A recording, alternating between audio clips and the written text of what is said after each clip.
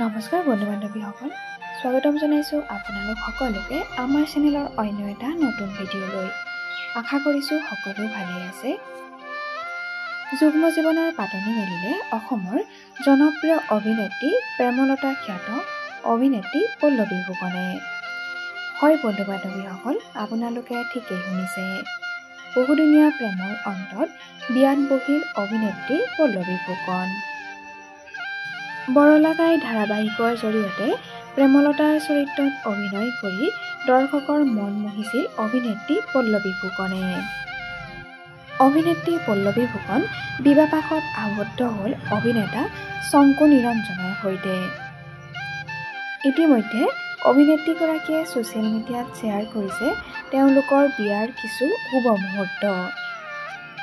অভিনেত্ৰীগৰাকীৰ এই খবৰে উৎফুল্লিত কৰি তুলিছে তেওঁলোকৰ অনুৰাগীসকলক। সকলোৱে জনাইছে শুভেচ্ছা। আমাৰ চেনেলৰ তৰফৰ পৰা অভিনেত্ৰী পল্লৱী ফুকন আৰু অভিনেতা শংকু নিৰঞ্জনলৈ বৈবাহিক জীৱনৰ অলেখ শুভকামনা আৰু শুভেচ্ছা জনোৱা হ'ল।